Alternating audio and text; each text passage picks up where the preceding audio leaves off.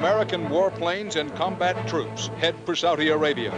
Saddam Hussein vows never to back off or back down. And thousands of American civilians now at risk in the Middle East.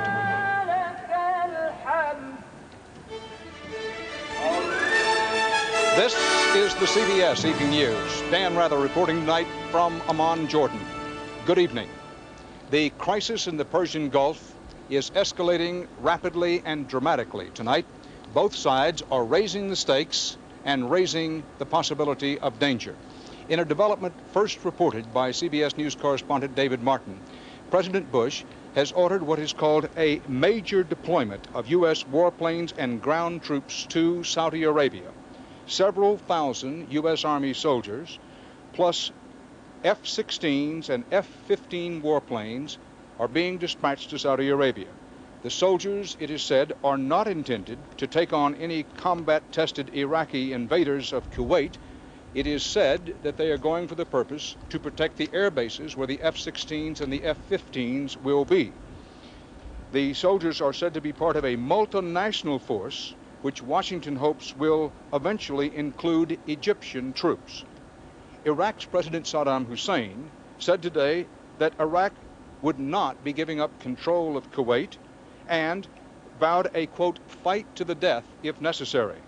The puppet government he has installed in Kuwait today declared itself a republic, that is, declared Kuwait a republic, and said that the deposed ruling Kuwaiti family is history. Our coverage of these dramatic and still escalating developments begins with David Martin. Dan, this afternoon the U.S. began sending combat aircraft and ground troops to defend Saudi Arabia against the threat of an invasion by Iraqi troops. Early this morning, paratroopers from the 82nd Airborne could be seen moving out from their base at Fort Bragg, North Carolina, preparing for the 14-hour flight to Saudi Arabia. The ground troops will be used to provide security for U.S. combat aircraft operating out of Saudi air bases, bases which were designed and built for just such an emergency. The aircraft, including F-16s and F-15s, will be coming out of Air Force bases in the southeastern United States and will fly straight to Saudi Arabia, refueling in midair. Two events triggered this move. Yesterday in Baghdad, Iraq's Saddam Hussein called in a U.S. diplomat and told him he had no intention of pulling his troops out of Kuwait. The whole world has demanded that Iraq withdraw immediately from Kuwait. In our discussion with Saddam Hussein yesterday, we got absolutely no indication that he is prepared to go along with what the international community is demanding. Second, Defense Secretary Dick Cheney's weekend trip to Saudi Arabia persuaded reluctant Saudi leaders to let U.S. forces in. Without access to the Saudi bases, American forces would have enormous resupply problems.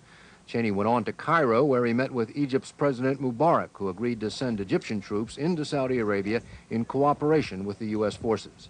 Cheney also asked Mubarak to take the unusual step of permitting the nuclear-powered aircraft carrier Eisenhower to transit the Suez Canal from the Mediterranean to the Red Sea.